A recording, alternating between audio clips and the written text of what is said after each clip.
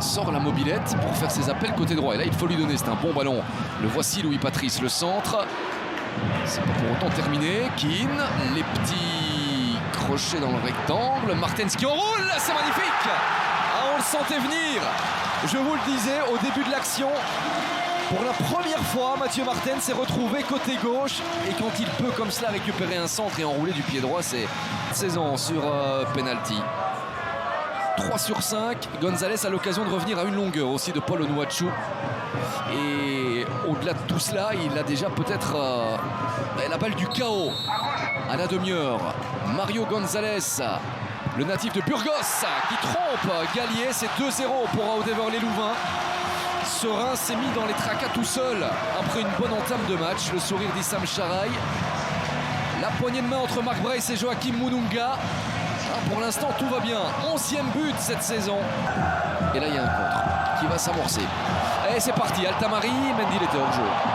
Et la passe n'est pas bonne de toute façon, mais Keane a surpris tout le monde. Il y a Gonzalez qui plonge deuxième poteau. C'est un bon ballon. Allais-je dire, c'est une très mauvaise relance. Sabordage à Serein. Acte 3, vous ne pouvez pas gagner comme cela et j'irai plus loin encore, vous ne pouvez pas rester en division 1. En jouant de la sorte, il y a beaucoup trop d'erreurs. Je pense qu'il n'y a pas de protestation possible. En tout cas, les supporters de Serein auront vu des buts juste devant eux. Le problème, c'est que ce n'est pas de leur équipe. Bon, Keane, qui a marqué une fois cette saison, mais qui a loupé un péno face à Genk. Et oui, c'est parfaitement donné. Et le pauvre Timothy Gallier, moi je me mets à sa place, il est abandonné par sa défense, il doit faire face aux erreurs de sa défense. Il y aura eu 10 premières minutes un peu poussives, on ne peut même pas dire compliquées, mais un petit peu poussives, et puis le rêve qui aura fait mal. Mendil, mais qu'est-ce qu'il est bon pour Nsinghi. Ah, le voilà le but. Ça va lui faire du bien. Nashon Nsinghi, le 5e pour Audeverlet-Louvain, qui aura donc mis son petit but en deuxième période. Le rythme du match baisse un petit peu après 15 premières minutes à toute vitesse. Ambrose qui tente en un temps. Attention à Néné. Attention, il est rapide. Orgeles Néné. C'est le premier but. C'est le premier but pour Westerlo après seulement 15 minutes de jeu. Allez, ça allait tomber à un moment ou à un autre. On le disait, c'est vraiment parti à 100 à l'heure. Qu'est-ce qu'il peut faire Foster? Là, il est un peu seul. Tente de trouver Néné. Non, mais ce n'est pas terminé. Une frappe de loin, peut-être. Ouais, il va la tenter. Elle est un peu déviée, mais ça va être dedans. C'est 2-0. Turdirks. Turdirks, grâce à cette frappe déviée, le break est fait. 27 minutes de jeu. La stat est respectée. Westerlo. Westerlo retient son souffle. À 5 minutes de la mi-temps, Nasser Chadli ou Phillips. Chadli, et c'est bien donné. Au même endroit que d'habitude. En bas à gauche, Phillips avait étudié, était parti du bon côté. De Kuiper. Oh, quelle passe là encore une fois vers Foster. Néné, Foster et le 4e but. Et c'est totalement mérité. Westerlo se balade. Quelle combinaison encore des Campinois. 4e but. On joue depuis moins de 4 minutes dans cette deuxième période. Et on rend ce ballon, on rend ce ballon à Brian Reynolds. Au deuxième poteau, il y a Foster. Il va l'avoir. Foster, la passe et c'est le 5e but. Le doublé. Le doublé de Lyle Foster. Le KPO en perdition pour donner ce coup de coin avec peut-être une trajectoire en 30. Non, on va trouver Maxime de Kuiper derrière. Ça a été travaillé à Gunnar. Le 6e. La phase exécutée à la perfection. On va revoir ça, hein. C'était prédit d'avance. De Russell, Tirani dans le paquet et Lambert qui dégage ça. Le long ballon, il n'y a pas de hors-jeu de la part de Hendry qui était dans sa partie de terrain. Il est passé Hendry pour le premier but peut-être. Hendry, oui, c'est au fond. Et voilà, il a averti Mbailey en avant-match. Il nous l'a dit au micro, la profondeur, la vitesse de cette équipe d'Eupen l'inquiétait. Et finalement, c'est de la sorte. On est ralenti, c'est reparti très vite de l'autre côté. Avec Charles Cook qui va les provoquer. Charles Cook, il est passé, la frappe. Oh, qu'elle est belle! Oh là là là là, mais c'est trop facile. Promenade sur ce flanc gauche. Et franchement, c'est la 3e, 4e fois peut-être.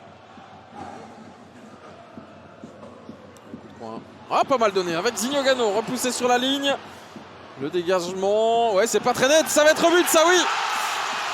Zinho Gano en 2 fois sur cette action-là. Qui a un petit message à passer lui aussi, mais franchement... Et c'est ce que Eupen devrait penser à faire peut-être aussi. Nous, l'action qui est un petit peu brouillon là aussi, avec Hendry, la reprise, ça va au fond, oui. C'est rentré, nous. Le ballon est rentré, est validé par l'assistant. Et là, encore une fois, défensivement, mais quelle catastrophe. Un discours qui se répète comme ça. Est-ce que ces buts signifient 3 points pour Zulte Waregem? On n'est pas encore là. Mais voilà l'opportunité de revenir un peu dans le match de nouveau. Et c'est fait 2-3 avec un penalty très très bien tiré par Zinho Gano, doublé pour lui. 4 buts désormais dans notre Pro League cette saison après les difficultés qu'il a pu connaître par rapport à... On est donc en infériorité numérique sur ce coup de coin pour Eupen avec Peters. C'est but! Et c'est Boris Lambert qui est allé couper la trajectoire de ce ballon au premier poteau. Reprise imparable et bonne course de Boris Lambert qui inscrit son 2e but cette saison et qui donne un double avantage à nouveau à Eupen.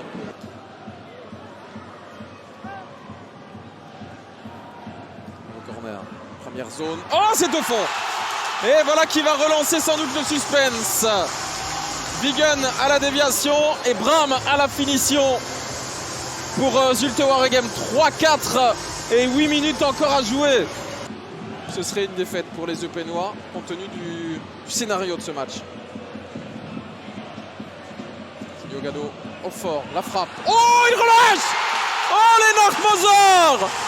Incroyable 4 partout!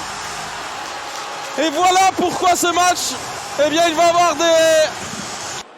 Gano, précieux dans la conservation de ce ballon. Fadera, face à lui, il y a Gary Magnier. Fadera, le dribble. Fadera encore.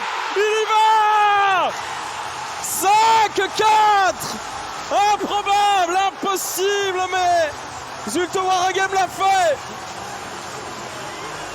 Qui l'eût cru il y a encore 20 minutes de cela. Et Eupen s'effondre complètement. Maintenant, ils vont tout faire pour essayer au moins d'aller chercher un partage et de maintenir le statu quo au classement avec Zulte Waregem. Fadera qui est au sol, mais on ne s'en fracasse pas là du côté d'Eupen. On file vers le but, le centre de Sepp Peters, ce ballon relâché! Et le 5-5!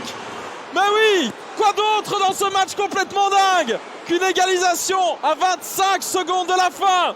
5 partout! Francis. Attention à ce ballon, la frappe et c'est au fond. Oh, superbe la finition de Weda qui est parti seul dans le dos de cette défense rudonnaire. Mais quel geste à la finition pour Weda. Et c'est ce premier poteau, tout le monde pense, même le gardien, Luté qui va enrouler. Ça s'est bien donné. Ouais.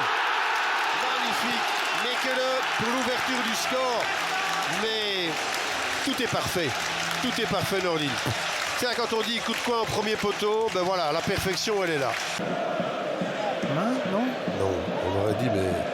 Ah voilà, Scovolsen. Jutkla, Ovanaken. Oh, le but! Allez, Jutkla! Tranquille, un petit coup du pied gauche. Et là aussi, il choisit le premier poteau. Exactement, et ça, c'est vraiment un attaquant. Parce qu'il n'est pas bien dans le match. Vous avez vu le public dire, c'est comme s'il disait donne-la à gauche. Est-ce qu'il peut amorcer quelque chose, Frey? Oui, avec Scott, il va venir se repositionner. Janssen est là au premier poteau. Frey attend. Il va faire quoi? Il va être là, non, il doit se repositionner à un moment donné quand il donne le ballon. Janssen. Ah, c'est but. C'est but.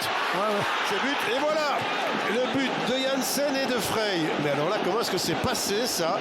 On va essayer de revoir cela calmement, Nordine, mais on a quand même eu l'impression que Bruges s'est arrêté de jouer. Est-ce que ça va nous donner une pêche? Ça va être une pêche. Où? Celle-là, c'est impossible de la rechercher. Et en 60 secondes, l'Antwerp est revenu. Ouais, Antwerp est revenu et voilà, et enfin il met ses deux attaquants, il ose. Burgess passe devant Peritza et Burgess enlève encore ce ballon des pieds de Zinkernagel. Burgess en personne, centre, il est bon ce centre. Repoussé dans les pieds de Valzer qui marque. Spontanément, on entend l'instinct du buteur, du meilleur buteur de l'Union cette saison qui vient faire 0-1 à la moitié. Eh oui, c'est comme quand elle doit dépasser la ligne sur un but ou pas. Bref, on y retourne. Noé Dussen ou Anthony Maurice. Et c'est but, égalisation du capitaine, un partout. Ça valide le bon début de mi-temps des Liégeois. Excellent début de mi-temps. Noé Dussen qui vient fermer le pied, mais voilà, hein, vous le disiez, pas de changement à la mi-temps, mais des changements à la mi-temps. Alors, c'est le premier corner en deuxième mi-temps pour l'Union. Thomas. Et sa zone de prédilection, comme d'habitude. On en avait parlé en première mi-temps. C'est toujours là qu'il est, c'est toujours là qu'il marque, c'est toujours là que Thomas lui dépose le ballon sur le front. Burgess fait 1, 2. Il a joué seul, c'est dommage.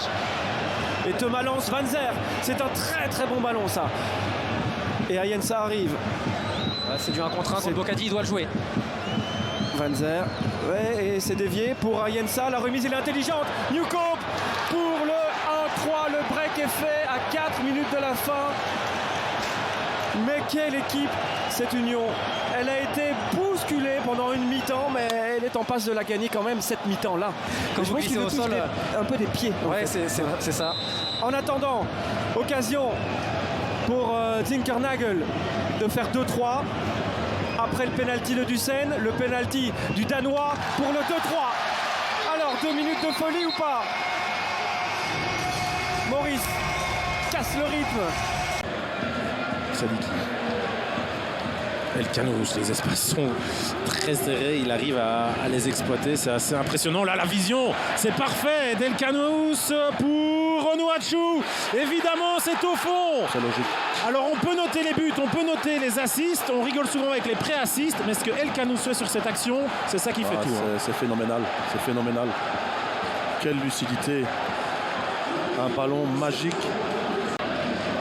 Si on le laisse avancer, il avance. Il a du soutien en plus avec Trésor, Elkanous, Trésor, la talonnade pour Painsil. Tout ça est préparé avec patience et intelligence. Le petit ballon pour Painsil, c'est magnifique, ça finit au fond. Quelle phase de jeu! C'est tout un collectif qui met ce ballon au fond. Et beaucoup de talent. Vous avez parfaitement résumé cette phase.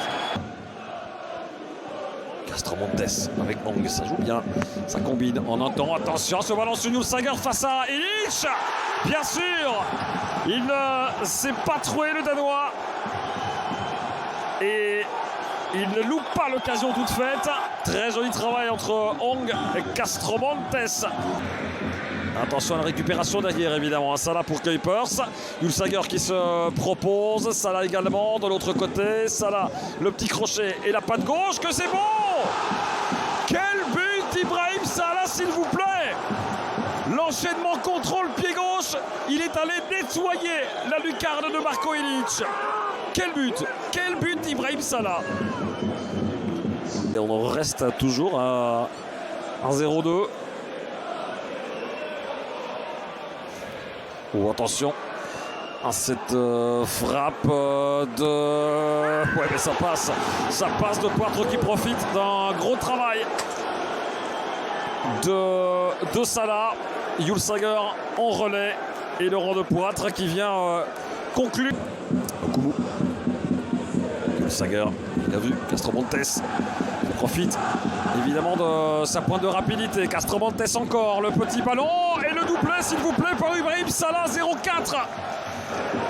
Le VK va voir le Cadiz jusqu'à la ligne dans cette dernière journée avant la Coupe du Monde. 0-4 et doublé